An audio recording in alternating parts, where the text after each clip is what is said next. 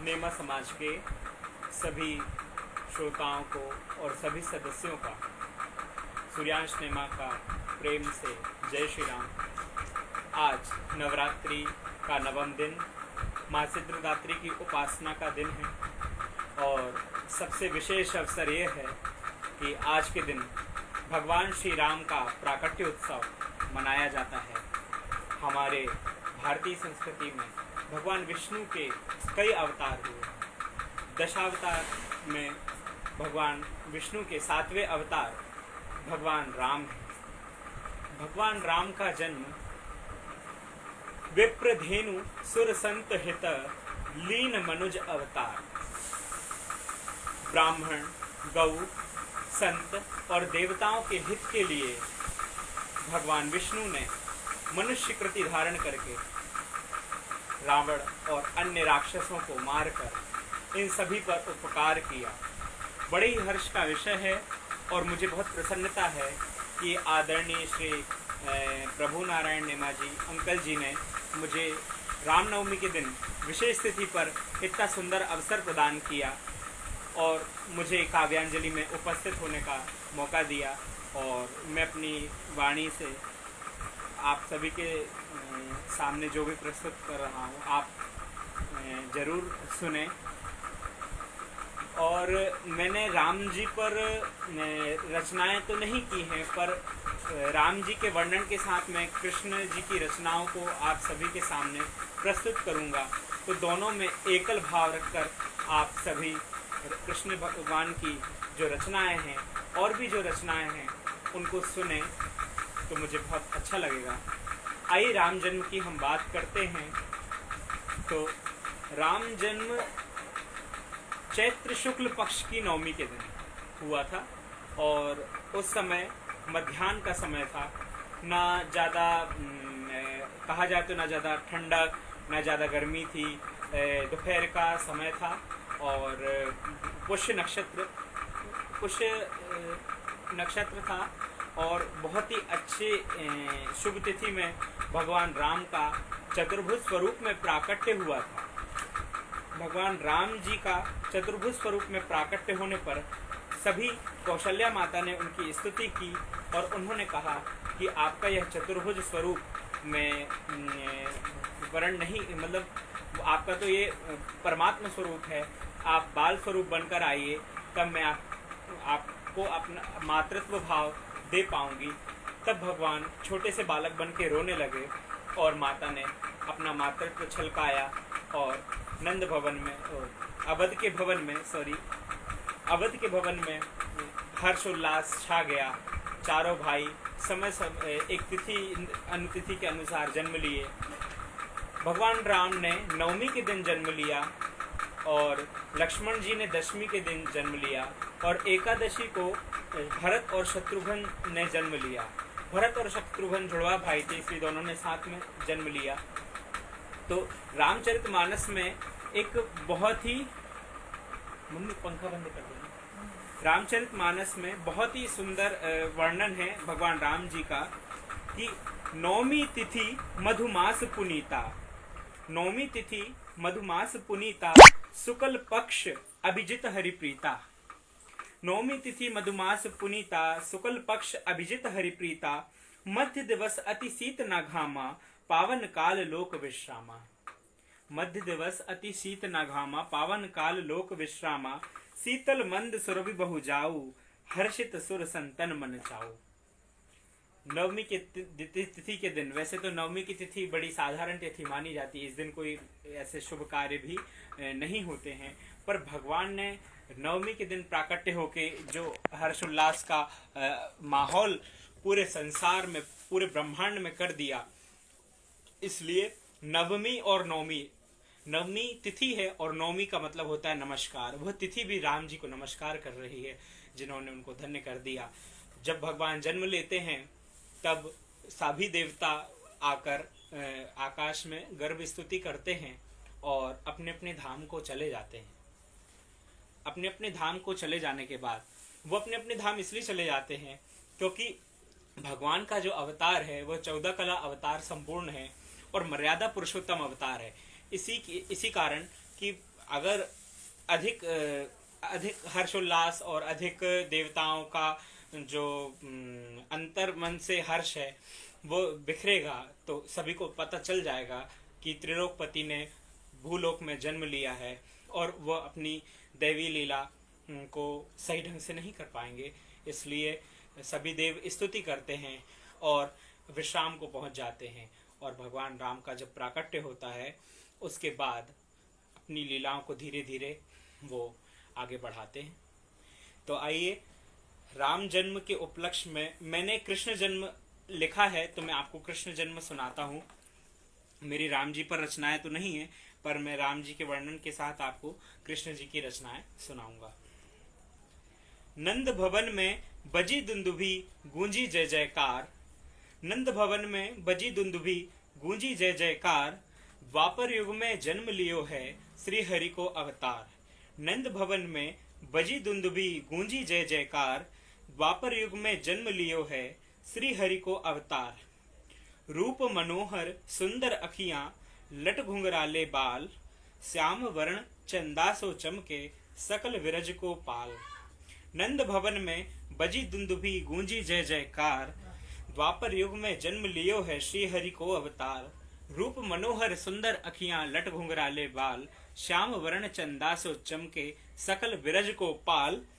अधरन पे मुस्कान धरी है, अधरन पे मुस्कान धरी है किलकारी के संग, अधरन पे मुस्कान धरी है किलकारी के संग।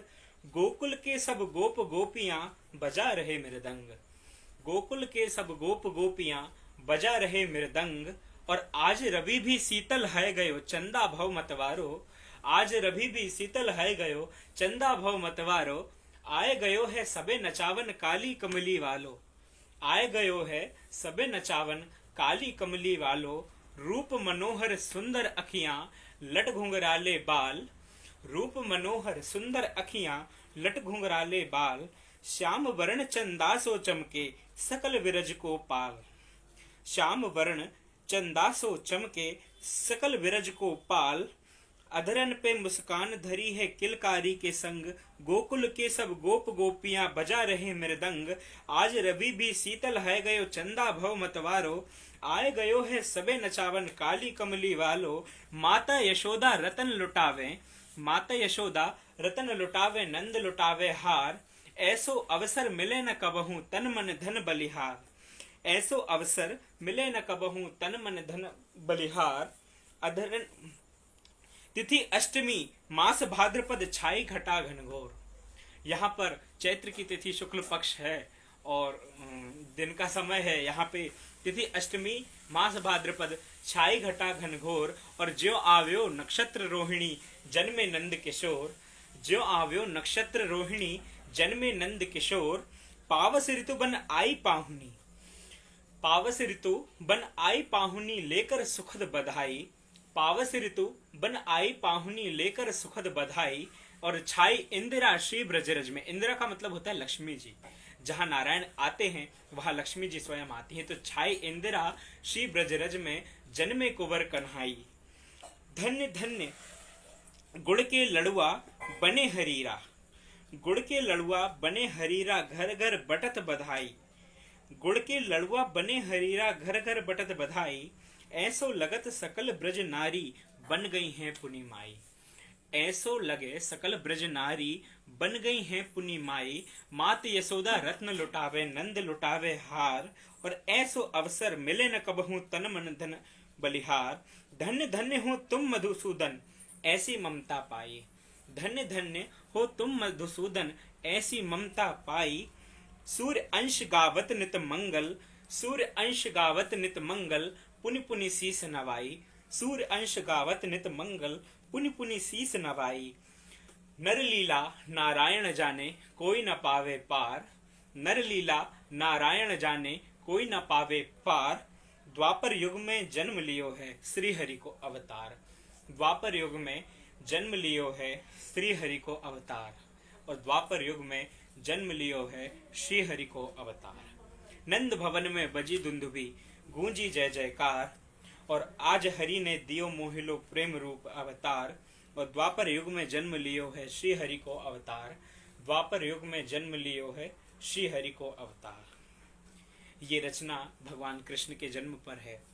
राम जी का जन्म कई असुरों को मारने के लिए भी हुआ। भगवान राम बालपन का उनका बहुत ही सुंदर वर्णन रामचरितमानस में है। और जब वो छोटे थे अपनी बाल अटखेलियाँ करते थे, सुंदर ठुमक ठुमक कर चलते थे, और उनकी मुस्कान, उनकी प्रत्येक रोम रोम अत्यंत पुलकित था। माँ कौशल्या, माँ सुमित्रा और माँ कैकेयी, इन्हें वो तीनों उन्हें अत्यंत प्रेम लुटाती थी और समभाव प्रेम करती थी। राम भी बड़े सरल थे और बड़े ही चूंकि मर्यादा पुरुषोत्तम अवतार थे तो सभी से बड़ा ही प्रेम स्नेह रखते थे। और जब वो धीरे धीरे बड़े हुए तो गुरु वशिष्ठ जी जो थे वो उन्हें गुरु दीक्षा देकर उन्हें अपने साथ शिक्षा दीक्षा के लिए ले गए। शिक्षा दीक्षा के लिए ले जाते समय ऋषि उन्होंने बहुत सारा उन्हें ज्ञान दिया, अध्ययन किया। इसी बीच ताड़का नाम की राक्षसनी का भी उन्होंने उद्धार किया। ताड़का नाम की राक्षसनी का भी उन्होंने उद्धार किया। कुछ और ताड़का नाम की जो राक्षसनी थी वो यज्ञ में विघ्न करती थी और जब ऋषि मुनि यज्ञ करते थे तब उन्हें वो परेशान करती थी। तो राम और लक्ष्मण जी ने उनका ऋषि मुनियों की रक्षा की और ताड़का का वध किया। समय पे आगे चलने पर हम बात करेंगे अहिल्या के उद्धार की। तब तक हम एक और रचना भगवान कृष्ण के साथ राधा रानी को याद करते हैं और उनके विरह को भी हम महसूस करते हैं मेरी एक रचना के माध्यम से।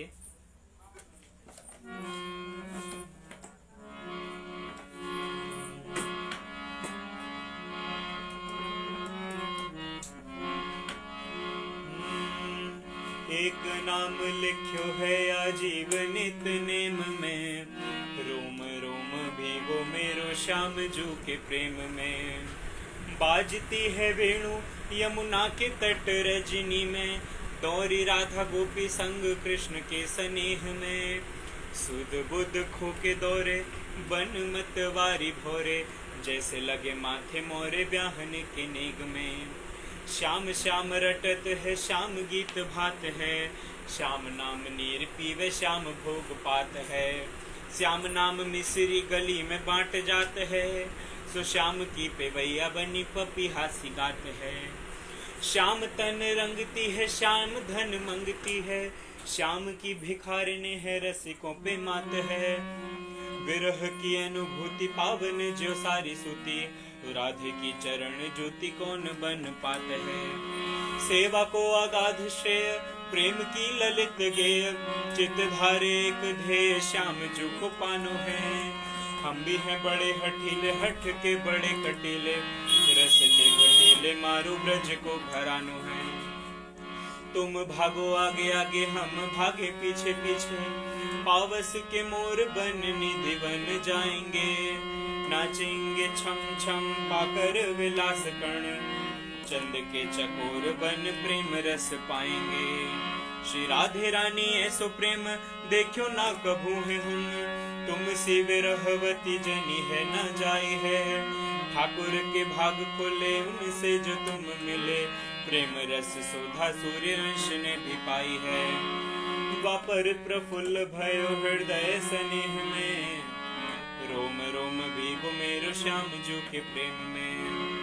एक नाम लिख्यो है अजीब नित नेम में, रोम रोम भीगो मेरो श्याम जू के प्रेम में। एक नाम लिखो है अजीब नित नेम में, रोम रोम भीगो मेरो श्याम जू के प्रेम में। बोली बाकी बिहारी लाल की जय। भगवान कृष्ण का जो स्वरूप है, भगवान कृष्ण के हृदय में प्रेम का जो स्वरूप है और जो सरोवर है वो राधा रानी है। राधा रानी कोई अलग नहीं है, राधा रानी भगवान कृष्ण के ही हृदय का अंग है। रुक्मिणी जी लक्ष्मी जी के अवतार थी, पर राधा रानी भगवान कृष्ण की ही प्रेम की अवतार है।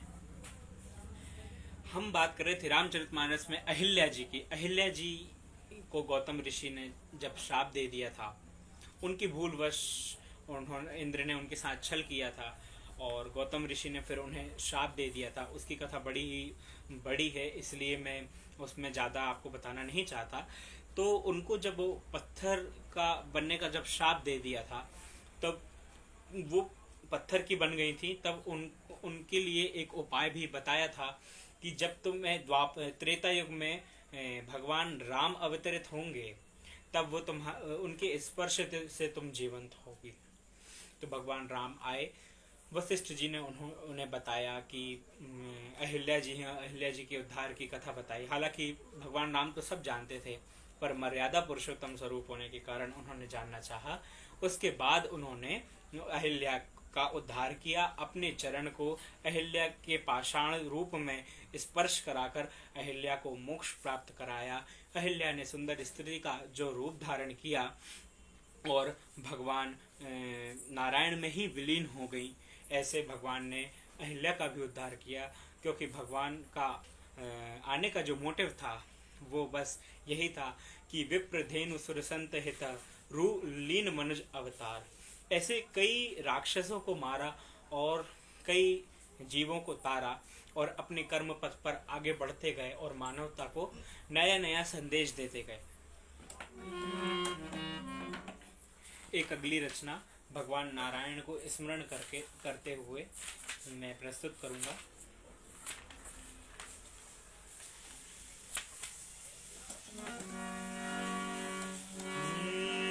झुक्यो रे मन, झुक्यो रे मन, श्री चरणन की ओर।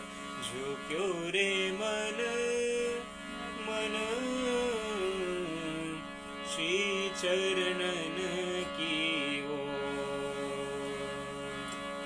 तन मन भीगो प्रेम सुधारस, तन मन भीगो प्रेम सुधारस, रैन दिखे ना भोर।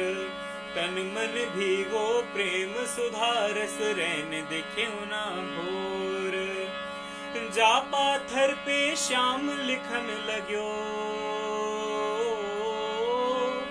जा पाथर पे श्याम लिखन लग्यो, प्रेम भाव की ओर। झुक्यो रे मन,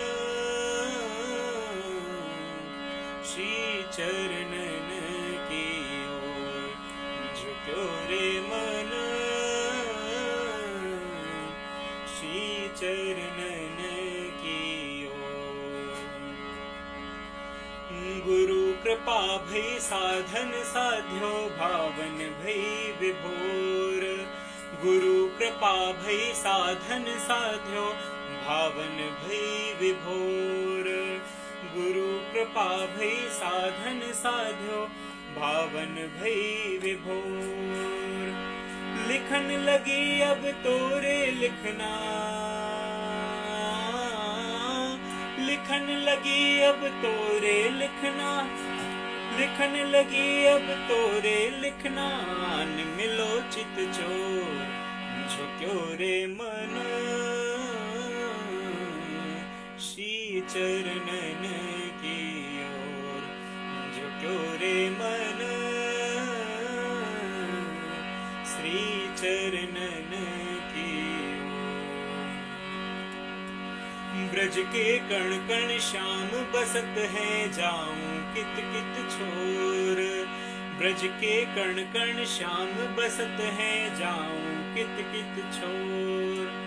ब्रज के कण कण श्याम बसत है, जाऊं कित कित छोर।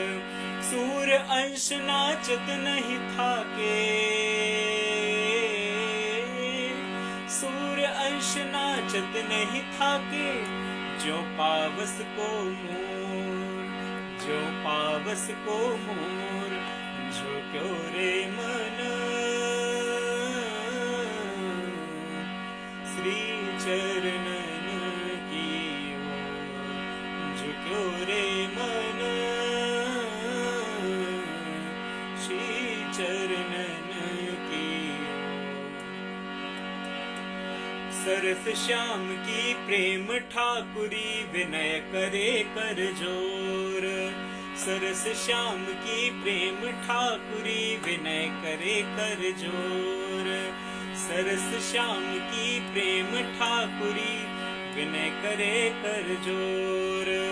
आवो ढिग पकड़ो मोरी बहिया, आवो ढिग पकड़ो मोरी बहिया, ले चलो यमुना ओर, ले चलो यमुना ओर। झुक्यो रे मन श्री चरणन की ओर, झुक्यो रे मन श्री चरणन की ओर, झुक्यो रे मन श्री चरणन की ओर, श्री चरणन की ओर, श्री चरणन की ओर।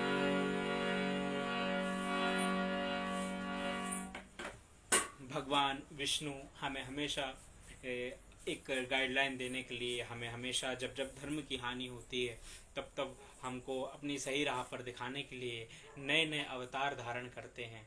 भागवत में भगवान विष्णु के 24 अवतारों का वर्णन किया गया है।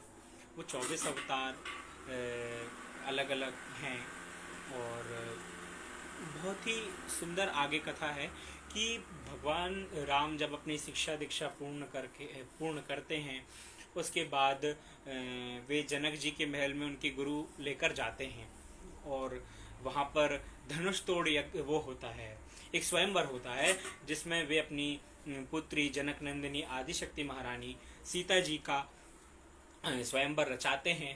तो राजकुमार राम और लक्ष्मण स्वयंवर में जाते हैं और बहुत से राजा और बहुत से बलशाली शिव धनुष को तोड़ने का प्रयास करते हैं, पर सभी असफल होते हैं। जनक जी ने शिव धनुष को तोड़ने प्रत्यंचा जो चढ़ाएगा वो उन्होंने इसलिए ऐसा मतलब विचार बनाया कि जो इसे स्पर्श कर लेगा, जो इन्हें उठा लेगा, जो तोड़ लेगा, उसी से सीता जी का विवाह कराएंगे। क्योंकि बचपन में क्योंकि शिव जी का वो धनुष था और वो बहुत भारी धनुष था। जब सीता जी खेल रही थी बचपन में, तब वो बीच में जब धनुष रखा हुआ होता है तो वो जो जिसके ऊपर धनुष रखा वो खिसक नहीं रहा होता, तो वो सीता जी धनुष को उठा के रख देती हैं और फिर सरलता से उठा लेती हैं। तब जनक जी देखते हैं कि सीता जी ने इस धनुष को बड़ी सरलता से उठा लिया। और राम जी तो मर्यादा पुरुषोत्तम और भगवान के ही अवतार थे। उन्होंने स्वयंवर इसलिए रचा कि जब हमारी सीता जी धनुष उठा सकती हैं तो वही पुरुष से इनका विवाह होगा जो इस धनुष को उठा लेगा। तो ऐसा स्वयंवर रचा जाता है। और अब जब राम जी को आदेश होता है, राम जी अपने से इच्छा से उस धनुष को नहीं उठाते हैं। धनुष को जब वो उठाते हैं, वो जब गुरुदेव उनके आज्ञा करते हैं कि राम तुम प्रयत्न करो, तब राम जी उठते हैं और धनुष को प्रणाम करके धनुष को उठाते हैं, प्रत्यंचा चढ़ाते हैं, धनुष को तोड़ देते हैं। तो चारों ओर बड़ा ही हर्ष का माहौल आता है, सभी करतल ध्वनि करते हैं और जनक नंदिनी का विवाह राम जी के साथ होता है। जनक जी बड़े ही हर्ष के साथ जनक नंदिनी को राम जी के साथ विदा करते हैं। ये कहानी, ये कथानक जो है बड़ा ही शिक्षाप्रद है। इसमें ये बताया है कि शिव धनुष जो था वो बड़ा ही भारी भरकम था और उसे हर कोई उठा नहीं सकता था, और सीता जी राम जी ने बड़ी ही सरलता से उस धनुष को उठाया। चूँकि हम सभी जानते हैं कि दोनों युगल स्वरूप सहज नहीं हैं, वे अखिल ब्रह्मांड नायक और नायिका हैं, तो वह तो धनुष को उठा ही लेंगे। पर यहाँ पर भी क्योंकि मनुष्य कृति की राम जी की ये लीला है, तो वो पग पग पर मानव को संदेश देने के लिए ही अवतार धारण करते हैं। तो यहाँ पर ये संदेश दिया जाता है कि जो छोटा और सरल बनकर, जिसके मन में दंभ, अहंकार या फिर किसी भी चीज के होने का गर्व रहता है, वो उस चीज को शायद नहीं कर पाता। तो इसलिए बड़ी ही सरलता से सीता जी ने निश्चल भाव से धनुष को उठाया कि जो सरलता से और छोटा बन के किसी भी चीज का आवाहन करता है तो वो चीज उससे बन जाती है। जो चीज धैर्य से होती है वो चीज जल्दबाजी से कभी नहीं होती। तो ऐसे अनेक गुणों की खान सीता जी जिन्होंने धनुष को उठाया, और राम जी भी ऐसे अनेक गुणों की खान जिन्होंने इस धनुष को तोड़ा। तो हमें यही सीख मिलती है कि हमें कितनी भी परिस्थितियाँ आती हैं कठिन से कठिन, पर हमें हमेशा अपने को सरल बना के धैर्य के साथ उनका समाधान करना चाहिए। जिस प्रकार वो शिव धनुष को तोड़ा, उसे हम अपनी भी अंदर की समस्याओं को और अपनी परिस्थिति को भी प्रेम से अलग कर सकते हैं और अपने लक्ष्य पर आगे बढ़ सकते हैं।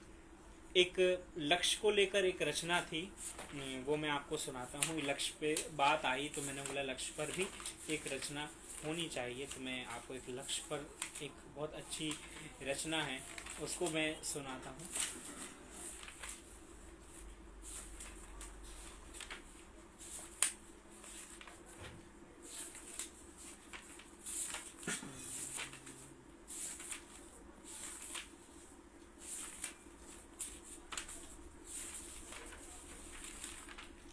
बनकर शुद्ध नवल मानव से, बनकर शुद्ध नवल मानव से जीव दया पर झुक जाओगे। बनकर शुद्ध नवल मानव से जीव दया पर झुक जाओगे। निम्न पतित तामस अवगुण तज, निम्न पतित तामस अवगुण तज, देव मनुज तुम बन जाओगे, देव मनुज तुम बन जाओगे। बनकर शुद्ध नवल मानव से जीव दया पर झुक जाओगे। निम्न पतित तामस अवगुण तज, देव मनुज तुम बन जाओगे। सूर्य उदय से पूर्व उठो फिर ध्यान योग आरंभ करो। सूर्य उदय से पूर्व उठो फिर ध्यान योग आरंभ करो। तेजस्वमान हो बुद्धि प्रबल, तेजस्वमान हो बुद्धि प्रबल, आनंद चित्त धरो काज करो। तेजस्वमान हो बुद्धि प्रबल, आनंद चित्त धर काज करो।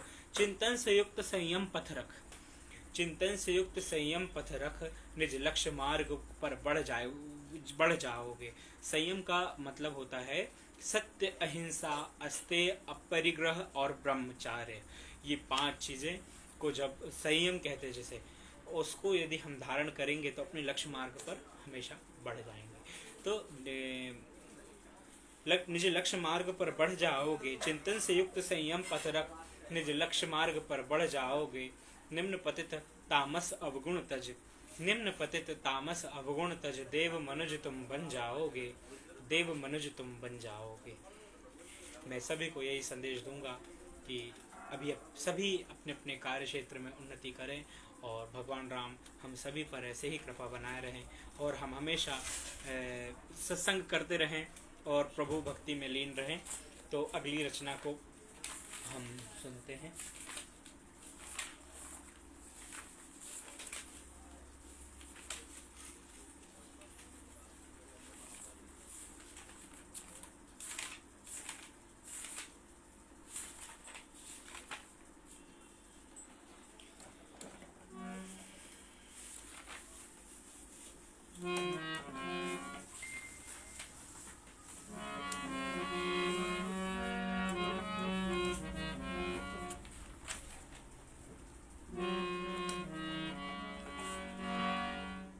जब भगवान विष्णु, जब भगवान कृष्ण गोपियों को छोड़कर ब्रज से दूर मथुरा चले जाते हैं, तब गोपियों के जो भाव हैं उनको मैंने पिरोने का प्रयास किया है, क्योंकि गोपियों के मन की तो कोई नहीं जान सकता, भगवान स्वयं ही जान सकते हैं, क्योंकि वो प्रेम था।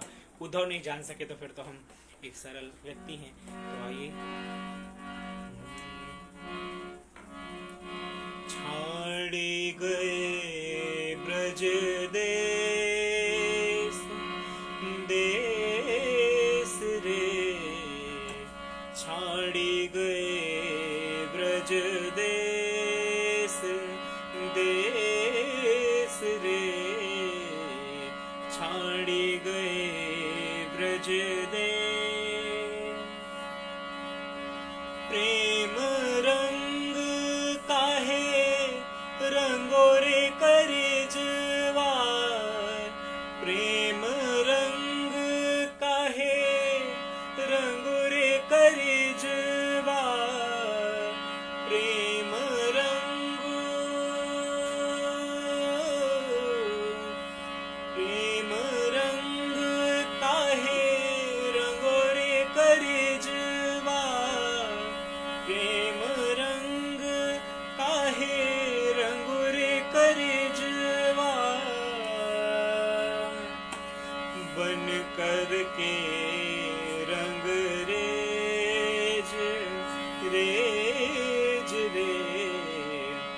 बन करके रंग रे छाड़ी गए ब्रज देश देश रे छाड़ी गए ब्रज देश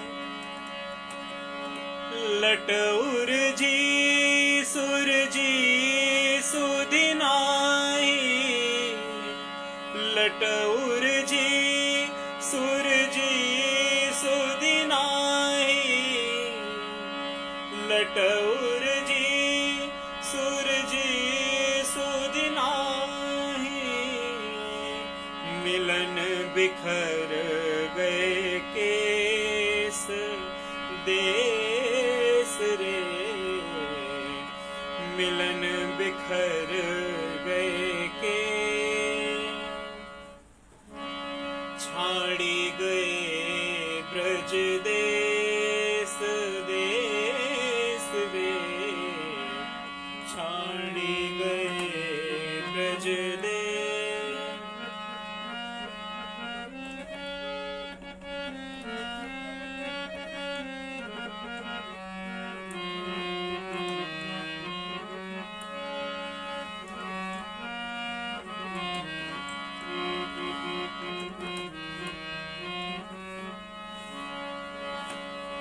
आ जइयो संग चली है मधुबन आ जइयो संग चली है मधुबन आ जइयो संग चली है मधुबन आ जइयो संग चली है सज जई है फूलन सेज सेज रे सज जई है फूलन सेज सेज रे छाड़ी गए ब्रज देश देश रे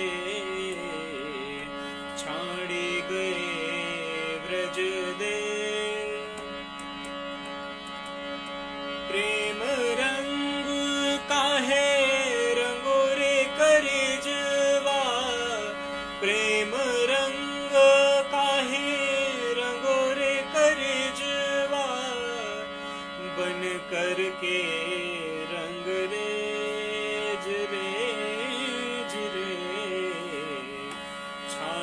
गए ब्रज दे छाड़ी गए ब्रज दे छाड़ी गए ब्रज दे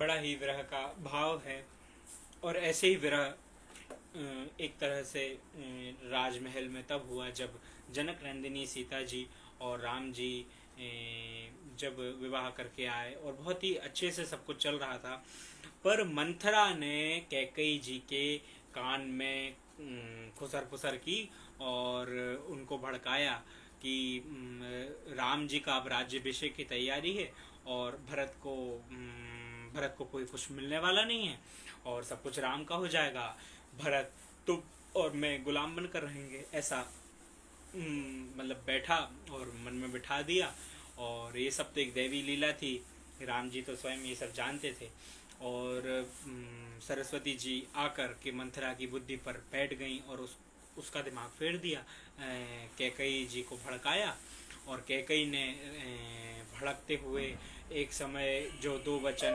दशरथ जी ने दिए थे तो वो 2 वचन उन्होंने मांग लिए और दोनों वचनों में पहला वचन था कि राम को 14 वर्ष का वनवास और भरत को राज्याभिषेक। तो दशरथ जी ने जैसे ही इस बात को सुना तो एक बिजली सी उनके हृदय में कौंध गई और उनका जो चित्त था वो बिल्कुल ही शांत हो गया और वो बहुत दुखी हो रहे थे और लेकिन विवशता से कहा गया है कि रघुकुल रीत सदा चली आई, प्राण जाई पर वचन न जाई। इसी परंपरा का निर्वहन करते हुए दशरथ जी ने राम जी को बड़े ही भारी मन से वनवास को भेजा, पर राम जी ने इस वचन को भी सहर्ष स्वीकार किया, क्योंकि राम जी को ना सुख से कोई वो था ना दुख से, क्योंकि वो तो स्थित प्रज्ञ थे, उनको तो ना सुख से तकलीफ ना दुख से। इसी तरह रानी सीता जी भी उन्होंने कभी भी मतलब ये नहीं कहा कि मतलब हमको, उनको हालांकि वनवास के लिए तो कहा ही नहीं था, लेकिन पतिव्रत धर्म को निभाते हुए सीता जी भी राम जी के साथ वन को चल पड़ी। और वन जानते समय उन्होंने बड़ी ही कठिनाइयों का सामना किया। और इससे हमें ये सीख मिलती है कि जब हमारे पास सुख सुविधाएं हैं तो हमें भविष्य के लिए तो चिंता नहीं करना चाहिए, पर वर्तमान परिस्थिति में भी ऐसे संयम से रहना चाहिए कि न सुख में सुखी होना चाहिए, न दुख में दुखी होना चाहिए। हमें अपनी अवस्था हमेशा सामान्य बनाए रखना चाहिए, क्योंकि ये सुख दुख जो होते हैं वो हमारे जीवन में हमेशा आते जाते रहते हैं। यही संदेश देते हुए राम और सीता वन को चले गए, और साथ में लक्ष्मण भी उनके साथ चला गया।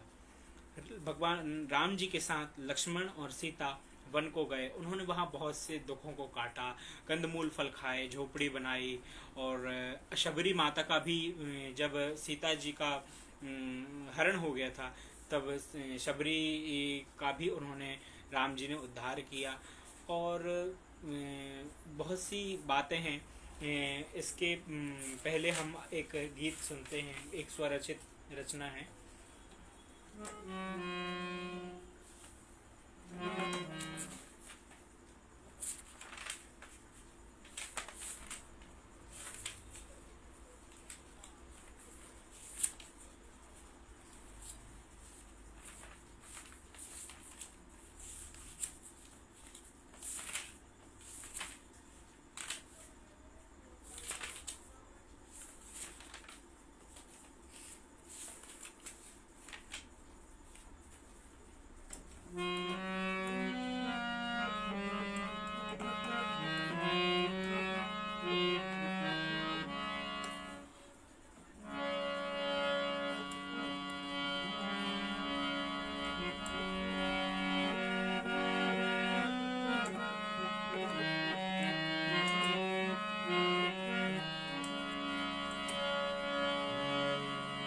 भावन के ही भूखे लाल तो, भावन के ही भूखे लाल तो, रग रग रोम रोम सत सींचो, रग रग रोम रोम सत सींचो, भोग धरो फिर सूखे लाल तो, भावन के ही भूखे लाल तो, भावन के ही भूखे लाल तो।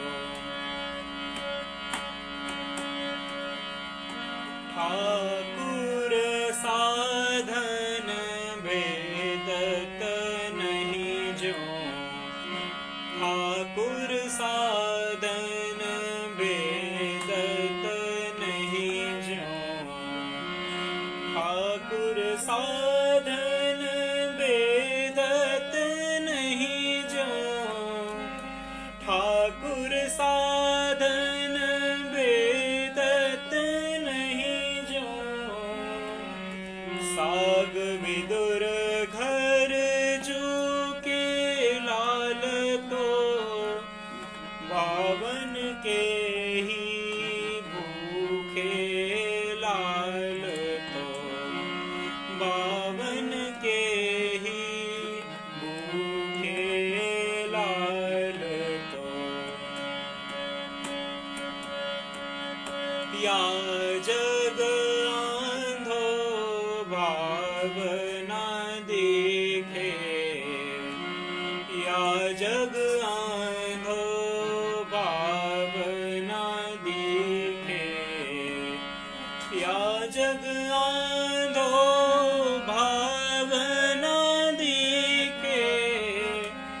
या जग आंधो भावना देखे,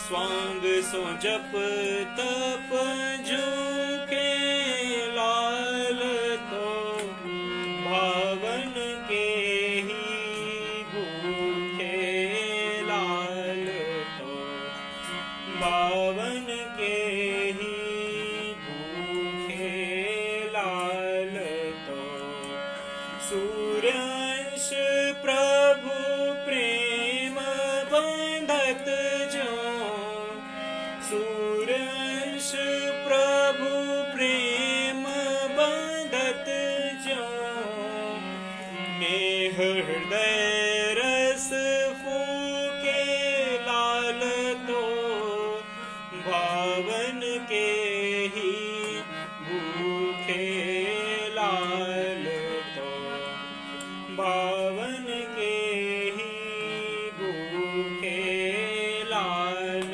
तो भावन के ही भूखे लाल तो। बोलो सियावर रामचंद्र भगवान की जय। भगवान राम ने वनवास काटते समय रावण की बहन एक दिन शूर्पणखा राम जी पर मोहित होकर आती हैं और राम जी से विवाह करने का प्रस्ताव रखती हैं। राम जी मर्यादा पुरुषोत्तम होने के कारण राम जी कहते हैं कि मैं तो एक अटखेली करते हैं कि मैं तो विवाहित हूँ, मेरी भी स्त्री है। सीता जी को डराने का प्रयास करती हैं। सीता जी थोड़ा सा घबरा जाती हैं और फिर वो कहते हैं कि लक्ष्मण है मेरा भाई, इसकी कोई पत्नी नहीं, तो आप उनसे विवाह का प्रस्ताव रखें। तो जब सीता लक्ष्मण जी से जब प्रस्ताव रखती हैं वे, तब लक्ष्मण धनुष बाण लेते हैं और शूर्पणखा की नाक काट देते हैं और शूर्पणखा रोते गिड़गिड़ाते रावण के पास जाती हैं। रावण को सारा वृतांत बताती हैं। रावण क्रोधित हो जाते हैं और रावण अपनी बहन के अपमान का बदला लेने के लिए सीता के हरण की योजना बनाते हैं और एक साधु वेश में रावण आता है और सीता जी का हरण करके ले जाता है। भिक्षा ये लीला इस प्रकार है कि मारीच जो एक राक्षस था, रावण के कुल का था, वो उन्हें स्वर्ण मृग बनाने की योजना बनाता है और स्वर्ण मृग बन के सीता जी के सामने जाता है। सीता जी आकर्षित होती हैं तो राम जी से कहती हैं कि स्वामी आप हिरण को पकड़ के ले आइए, मुझे ये हिरण पसंद है। तो राम जी उस पर निशाना जैसे ही साधते हैं तो वो भाग जाता है और राम जी उसके पीछे पीछे जाने लगते हैं और जैसे ही राम जी उसका वध करते हैं तो वह अपने असली स्वरूप में आ जाता है, जो कि वह मायावी राक्षस था। तो वह राम जी की आवाज़ निकालने लगता है और एक वेदना के रूप में राम जी की आवाज़ को निकालता है और चिल्लाता है, सीते सीते सीते मेरी रक्षा करो सीते। तो ऐसा बोलते बोलते सीता जी का मन घबराता है। लक्ष्मण जी सब जानते। लक्ष्मण जी ने कहा कि ऐसा नहीं है माता, आप यहाँ अकेली हैं, मैं कैसे आपको छोड़कर जा सकता हूँ। तो उन्होंने कहा कि स्वामी की रक्षा सबसे प्रथम है, तुम जाओ, मेरा आदेश है। लक्ष्मण जी जब विवश हो जाते हैं तो लक्ष्मण जी झोपड़ी के पूरे चारों तरफ लक्ष्मण रेखा खींचकर राम जी के पास जाते। राम जी के पास जैसे ही जाते हैं तो देखते हैं राम जी को तो कुछ नहीं हुआ, जो मायावी राक्षस था वो ऐसी आवाज़ें निकाल रहा था। तो राम और लक्ष्मण फिर उसका वध करते हैं। उसके बाद उसी समय की अवधि में रावण एक विप्र का रूप धारण करके, ब्राह्मण का साधु का रूप धारण करके सीता जी की कुटिया में पहुंचता है और भिक्षा मांगता है। सीता जी फल और भिक्षा लेकर आती हैं तो वो बोलता है रेखा पार करके दो। तो बोलते मैं रेखा पार नहीं कर सकती। तो उन्होंने कहा कि हम भिक्षा नहीं लेंगे। पर इससे कैसे साधु कोई भूखा कैसे जा सकता था सीता जी के अनुरूप। तो सीता जी ने रेखा को जैसे ही पार किया, रावण ने उनका हाथ पकड़ा और अपने विमान पर बिठाल कर ले गया। और विमान पर बिठाकर ले जाने के बाद उन्होंने सीता जी का हरण कर लिया। जाकर राम जी और लक्ष्मण जी देखते हैं तो सीता जी को ना पाते हुए बहुत दुखी होते हैं और धीरे धीरे सीता की खोज करना शुरू कर देते हैं। और जब सीता जी विमान से जा रही होती तब उनका कुछ आभूषण वो एक पोटली में बांध कर छोड़ देती हैं, तो वह जहाँ हनुमान जी रहते वहाँ पर वो पोटली गिरती है। और इसी समय हनुमान जी की राम जी से भी भेंट होती है। वो पोटली से सीता जी का पता लगता है कि सीता जी को रावण चुरा कर ले गया है। सभी वानर सेना और सभी रीछ सेना और रावण का पता चलता है कि किस ओर रावण सीता जी को लेकर के गया है। जटायु भी जब हरण होता है सीता जी का, तब जटायु भी सीता जी को रोकने का प्रयास करते हैं और रावण को मारने का प्रयास करते हैं। तो रावण उनके पंख को काट डालता है और वो वहीं पर अपने प्राण को त्याग देते हैं। तब राम जी को जटायु सारा हाल भी बताता है कि रावण उनको चुरा कर ले गया है। तब जटायु का भी इस तरह से उद्धार होता है और फिर राम जी सीता जी की खोज में निकल जाते हैं। और वे हृदय में इतने दुखी भाव होते हैं उनके कि वो प्रत्येक प्रकृति के कण से पूछते हैं कि क्या तुमने सीता को देखा है? हे खग मृग, हे मधुकर श्रेणी, तुम देखी सीता मृगनैनी। ऐसे चौपाई में तुलसीदास जी ने वर्णन किया है उनके विरह का। इसी प्रकार जब पता चलता है कि सीता जी रावण के अशोक वाटिका में हैं, तब हनुमान जी उनका पता लगाने जाते हैं और हनुमान जी राम जी की मुद्रिका को लेकर जाते हैं और हनुमान जी सीता जी को सूक्ष्म रूप धरी से ही दिखावा, छोटा सा रूप धारण करके सीता जी को मुद्रिका दिखाते हैं। वे जान जाते हैं कि ये मेरा पुत्र हनुमान है, राम जी ने इन्हें भेजा है। और हनुमान जी भी अपना पता बताते हैं कि रामदूत मैं मातु जान की, सत्य शपथ करुणा निधान की। अपने करुणा निधान भगवान श्री राम की शपथ खाते हुए वो अपना परिचय देते हैं कि मैं उनका पुत्र हूँ। हे माँ जानकी, मैं तुम्हारा पुत्र हूँ। तब माँ सीता उन्हें अपनी चूड़ामणि देती हैं और राम जी के पास वापस हनुमान जी जाते हैं। उसी बीच जब उन्हें भूख लगती है तो माँ से फल लेने की आज्ञा करते हैं। माँ फल खाने की आज्ञा दे देती हैं और वो फल खाते खाते पूरी अशोक वाटिका उजाड़ देते हैं। और फिर उसके बाद रावण उन्हें बंदी बना लेता है और उनकी पूंछ में आग लगाने का प्रबंध करता है। जब हनुमान जी की पूंछ में आग लग जाती है तो हनुमान जी कूदते कूदते और पूरी लंका में आग लगा देते हैं और इस प्रकार पूरी लंका जल जाती है। और लंका जलाने के बाद वो सागर में जाकर अपनी पूंछ बुझाते हैं और राम जी को सारा वृतांत बताते हैं और धीरे से सेतु बंध की चढ़ाई होती है और बहुत सी लीलाएं होती हैं। तो आइए एक रचना और सुनते हैं।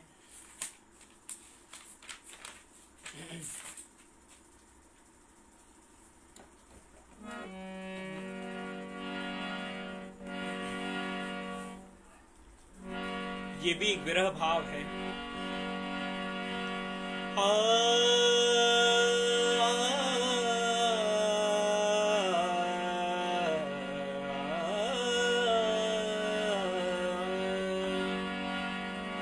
विनती करत तो सो हार गई पिया,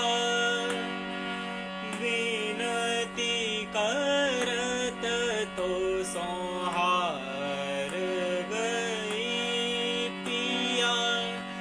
जाओ न तज मोरी नैन अटरिया, विनती करत तो सो हार गई पिया। जाओ न तज मेरी नैन अटरिया, प्रीत करत तो पे वार गई पिया, प्रीत करत तो पे वार गई पिया। आवो न दूजो मोरी मन की दुअरिया, आवो न दूजो मेरे मन की दुअरिया, विनती करत तो सो हार गई पिया।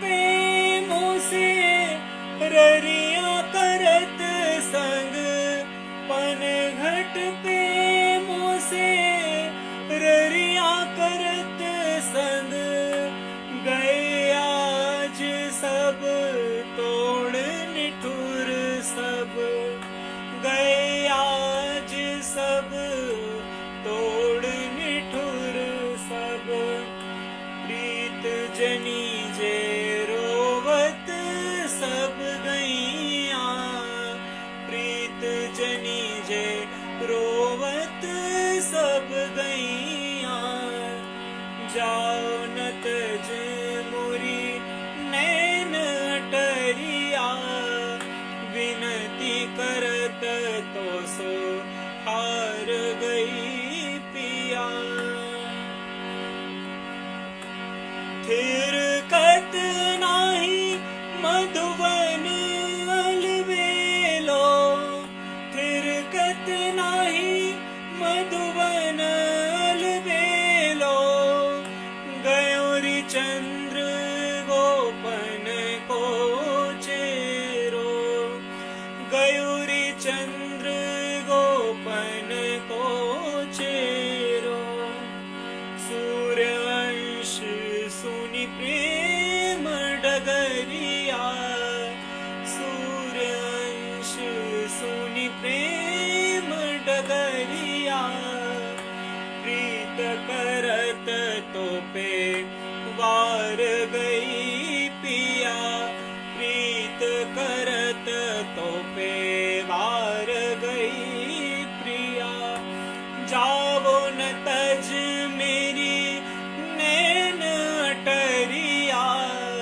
जावो न तज मेरी नैन अटरिया, विनती करत तो सो हार गई पिया, विनती करत तो सो हार गई पिया, जावो न तज मुरी नैन अटरिया, प्रीत करत तो पे वार गई पिया, प्रीत करत तो पे वार गई पिया।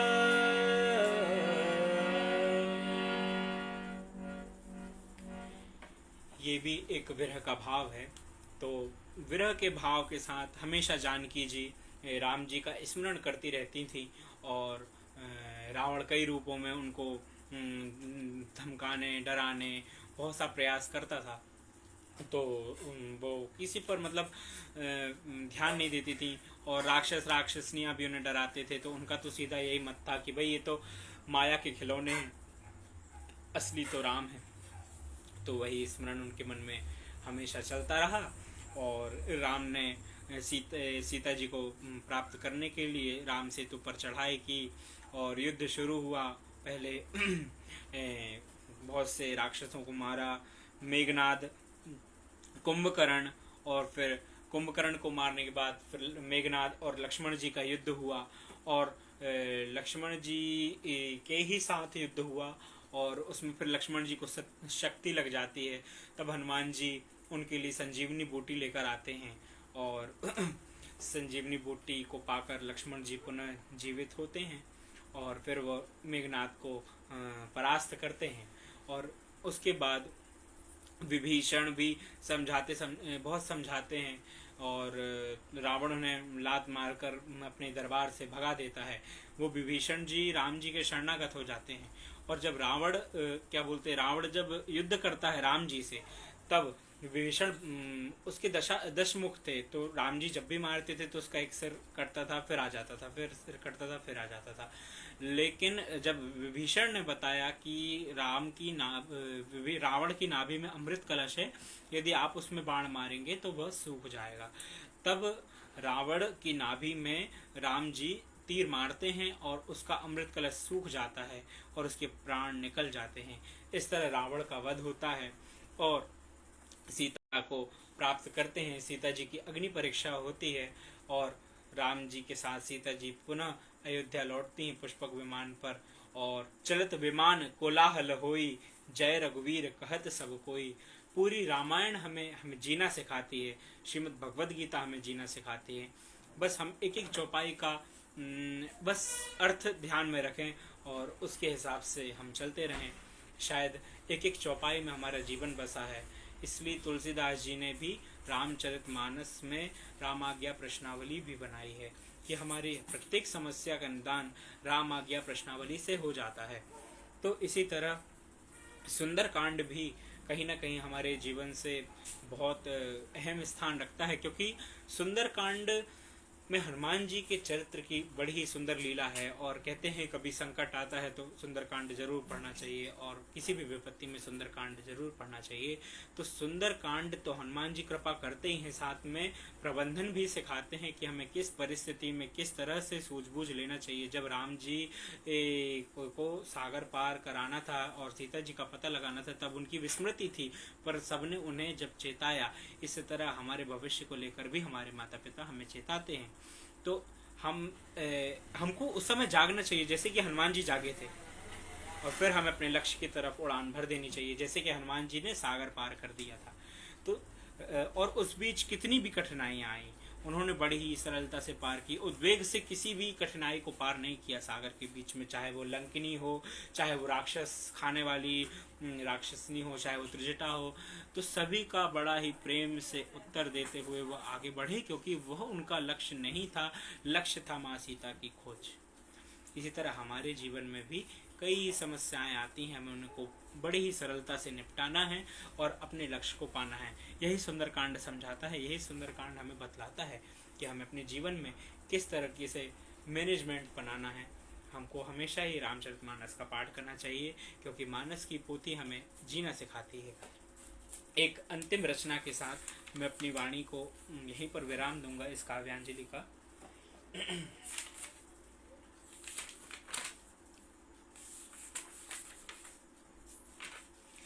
एक होली मैं सुनाना चाहता हूँ, बसंत के समय में मैंने लिखी है। अगर आपकी इजाज़त हो तो मैं होली सुनाऊं,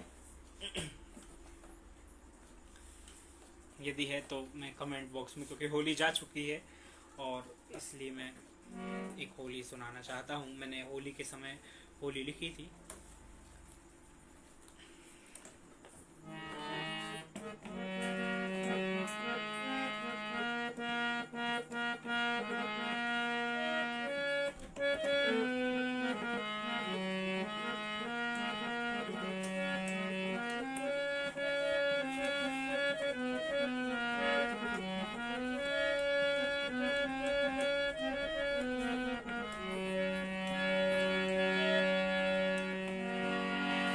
बोलो वृंदावन ब्रज बिहारी लाल की जय।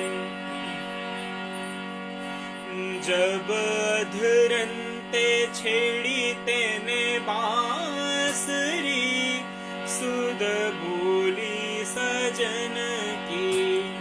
अधरंते छेड़ी तेने बांसुरी, सुध बोली सजन की। अधरंते छेड़ी तेने बांसुरी, सुध बोली सजन की। बोली सजन की, सुध बोली सजन की। बोली सजन की, सुध बोली सजन की। अधरंते छेड़ी तेने बांसुरी, सुध बोली सजन की। तू तो छैला चटक चातुरो, तू तो छैला चटक चातुरो। खेलन बन आवे बनोरी बाकुरो, खेलन बन आवे बनोरी बाकुरो। माखन पाछे कर चाकरी, सुध बोली सजन की। माखन पाछे करे चाकरी, सुध बोली सजन की। अधरंते छेड़ी तेने बांसुरी, सुध भूली सजन की। ठाड़ो गेल जबई मन आवे, ठाड़ो गेल जबई मन आवे, पनघट पे मोहे आन रिझावे, पनघट पे मोहे आन रिझावे, सास करे फटकार री सुध भूली सजन की। सास करे फटकार री सुध भूली सजन की। अदरंते छेड़ी तेने बांसुरी सुध भूली सजन की। फाग खिलन जब कान बुलाए, फाग खिलन जब कछु समझ न आए, बिसराऊं मर जादरी सुध भूली सजन की। बिसराऊं मर जादरी सुध भूली सजन की। अदरंते छेड़ी तेने बांसुरी सुध भूली सजन की। ऐसो रंग चुनर पे डारो, ऐसो रंग चुनर पे डारो, सूर्य अंश नंद लाल पुकारो, सूर्य अंश नंद लाल पुकारो। ऐसो रंग चुनर पे डारो, सूर्य अंश नंद लाल पुकारो। जब पकड़ी बाह गई हार री सुध भूली सजन की। पकड़ी बाह गई हार री सुध भूली सजन की। अदरंते छेड़ी तेने बांसुरी सुध भूली सजन की।